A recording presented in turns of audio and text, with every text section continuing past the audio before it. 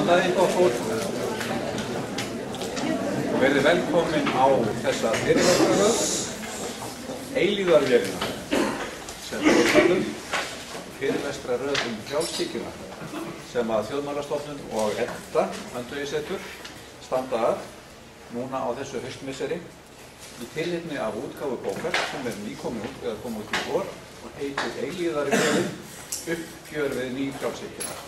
Og ef þið hafið áhuga á að kaupa þessa bók þá er hún alveg sérstökur tilboðsverði í bóksunni þessar mundir meðan þessi fyrirlestraröð stendur yfir. Og eins og þið sjáið þá í kynningu á þessum fyrirlestraröð þá tekið fram að fyrirlestrarnir eru opnir öllum án endurgjalds. Þannig að það sem má segja hádegisverðin, hvort hann ókeypis eða ekki, þá þessi fyrirlestrar í þessari röð alls endis ókeypis. Og þessi bók hérna, hún samanstendur af nokkrum ritgerðum, 9 ritgerðum eftir íslensku og erlenda höfunda frjálshyggjuna og sérstaklega nýfrjálshyggjuna í ýmsum myndum. Eftir að lesa hana, ég hlakka til að lesa þessa bók. En svo það þessi fyrirlestraröð sem ekki það sama og bókin sjálf heldur eru nokkrir af þeim höfundum bókarnar sem þarna eru sem munu halda erindi en aðrir líka kallaði til ýmiss konar efni og þið getið kynnt ykkur dagskrána heild sinni á vef Háskóla Íslands. Í dag, fyrsti fyrirlesturinn í dag og það Kolbeinn Stefánsson sem ætlar að halda erindi sem hann kallar Manneskjan í gangverki sjálfgengis samfélagsins. Kolbeinn, hann ritstjóri þessar bókar og verkefnisstjóri hér við EDDA Öndvegissetur, aðjúnkt í félags- og mannvísindadeild Háskóla Íslands. Hann lauk meistaraprófi í félagsfræði við Oxford Háskóla árið 2004 og leggur nú stund á doktorsnám í félagsfræði við sama próf.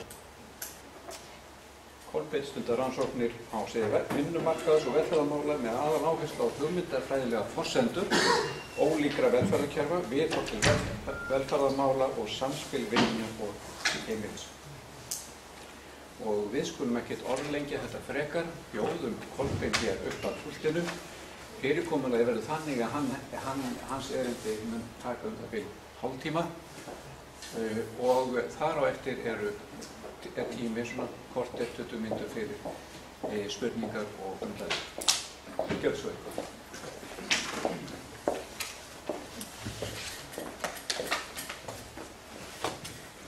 Heyrist vel í mér? Allan náðu vel.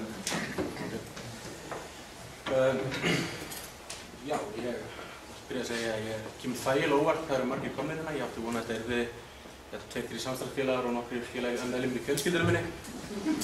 En gott að svo ekki. Það kannski forsagan á bak við bókina sem ágætt að byrja. Strax í kjölfarið bankarinnu þá fóru eiginlega svona 2 orðræður í gang. Önnur þeirra var svo að frjálshyggjan væri dauð. Hin var svo að frjálshyggjan væri ábyrg fyrir öllu sem fyrir úrskeiðis í íslensku samfélagi í aðdraganda hrunsins. Og það kannski sem enginn seint orðræðina að fólk nota oft þetta frjálshyggju hugtak án þess að hafa skýrar hugmyndir hvað það var að tala. Það var bara allt sem var það var frjálshyggja. Og ég ákvað að skrifa bók til þess að reyna að skýra hvað frjálshyggjan væri, til þess að reyna að ná einhvern veginn utan um þessa umræðu og ná henni á réttan grundvöll. Ég gerði eins og sem margir sem ætla að skrifa bækur gera, panta mér efni til þess að setja mig inn í á netinu og þegar bókastafnum kom áttaði mig á því að mér myndi líklega ekki endast ævin öll til þess að gera efninu eiginlega góð skil. Þannig að ég fór og leitaði til annarra fræðimanna og hverna sem höfðu verið í hugleiðingum frjálshyggju á mismunandi sviðum. Í sumum tilfellum það var þannig að ég fyrir rælni rambaði á fyrirlestur hjá einhverjum sem var að fjalla efnið, eins og til dæmis hjá Giorgio Baracello, prófessor í heimspeki í HA og Salvador Nordal, heimspekingi. Í öðrum tilfellum þá var þetta fólk sem ég þekkti til, hafði unnið með og vissi að var að gera eitthvað sem snerti efnið. Ég lagði upp með 3 forsendur fyrir höfundana. Þau áttu að skrifa grein sitt viðfangsefni. Þau áttu að gera það á máli sem væri helst skiljanlegt fyrir almenna lesanda, en þó þannig að það var ekki slegið af kröfum fræðileg vinnubrögð og vandvirkni. Að öðru leyti reyndi ég ekki að stýra efni þessara greina. Upphaflega áttu höfundunar að vera 2 viðbót, 10 stykki, en 2 heltust úr lestin á leiðinni.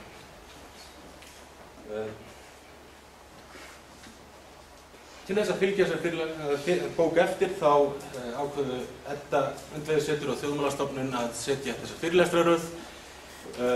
Við buðum öllum höfundum bókarinnar að taka þátt. Sumir urðu við því, aðrir báðust undan því. Og svo ákveðu að bæta inn öðrum fyrirlesurum. Hugmyndin var sú að reyna að opna og víkka umræðina. Þessi bók átti aldrei að verða eitthvað svona endanleg umræða frjálshyggjuna. Hugmyndin var frekar að opna umræðina og svo halda henni áfram.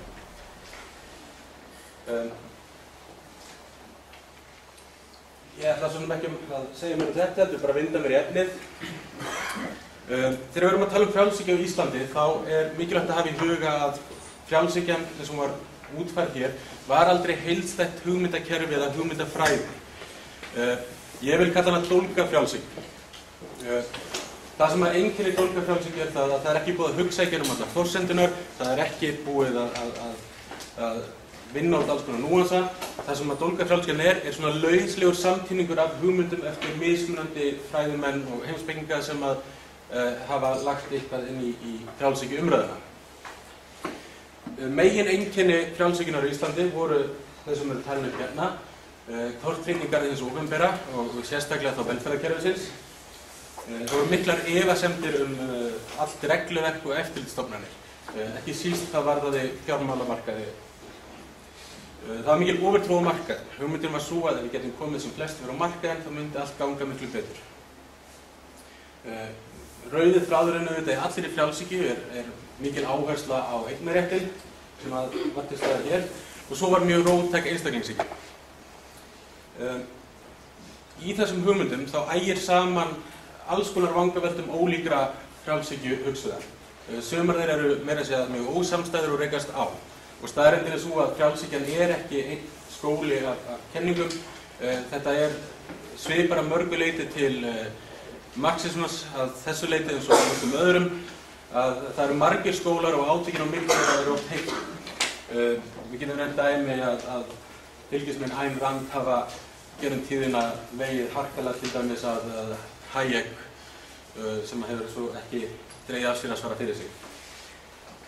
Vandamálið við svona dólgafrjálshyggju að það ofsalega auðvelt að tína saman þessar ósamstæðu hugmyndir til þess að láta líta út fyrir það sem verið að presentera einhverja heildstæða kenningu, einhverja hugmyndir, þegar í raun og veru verið að venda ákveðna hagsmuni. Hinn ókosturinn að það óskaplega erfitt að gagnrýna þessa frjálshyggju. Hún hvergi til í prenti sem svona, hér erum við búin að taka íslensku dólgafrjálshyggjuna og gera á henni einhvers konar hugsun. Það alveg saman hvað maður gagnrýnir við frjálshyggjuna, eins og hún hefur birst í íslensku umræðu, það alltaf hægt að tína til einhver fræðimann, einhver sem tilbúin sem sagði eitthvað annað en hinir gerði. Þannig það alltaf til málsverð frá einhverju frjálshyggju hugsuði. Sem þýðir það að það mjög erfitt að ná tökum á þessu viðfangsefni. En það var það sem við reyndum samt í þessari bók. Ég held ég sé ekki að fara illa með frjálshyggjuna þegar ég segja að útgangspunkturinn sé svo að viðskipti efli alla dáð. Það tvær hliðar á þessu. Það annars vegar hugmyndir kjörbúða lýðræðið. Það hugmyndir að fólk velji á vettvangi markaðarins fyrir sjálft sig. Það kjósi með veskið. Hinn sem sagt áherslan í frjálshyggjunni mikil áhersla á hagkvæmni og skilvirkni. Ef við byrjum á tilteknum forsendum, gefum okkur ákveðna forsendur hvernig manneskja virkar, þá það þannig að markaðurinn kemur til með að virka sem ofboðslega effektíft og gott upplýsingakerfi. Upplýsingakerfi sem getur virkað til þess að samþætta ólíka þætti samfélagsins og sérstaklega þá þegar kemur að framleiðslu. Allt sem við þurfum til að þetta gangi upp að manneskjan sé eins og frjálshyggjan tilheyrir manneskjan sé, og ég kem að því á eftir. Og svo það hitt að þið opinbera og aðrir aðilar haldi sig sem mest til hlés og leyfi markaðinum að gera það sem hann gerir best.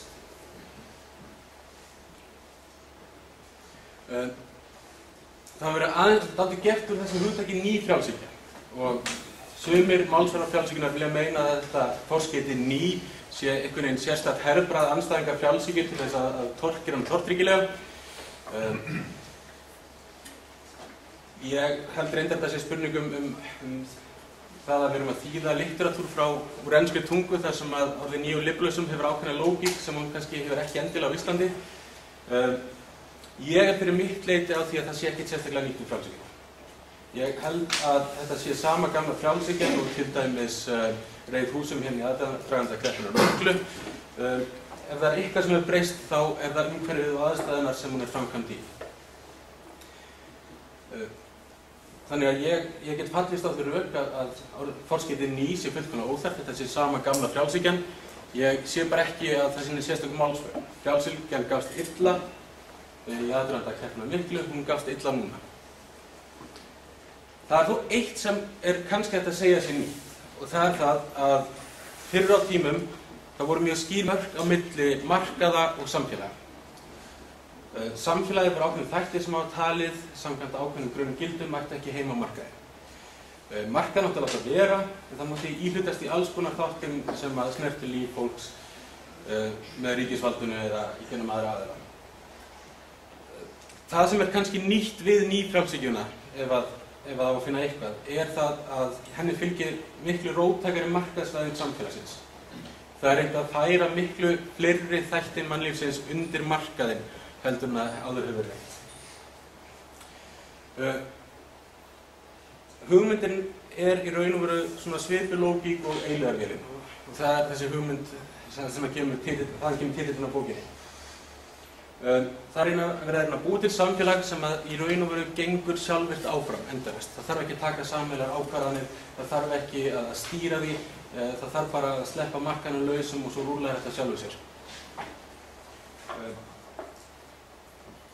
Með því að láta markaðn taka við fleiri og fleiri þætti tilverunar, þá erum við bæði að auka hagkvæmni og skilvirkni í samfélaginu, en á sama tíma erum við líka að auka valfrelsi fólks því að það fleiri og fleiri þættir sem þau getur kosið með reskinu sínu á markaðnum.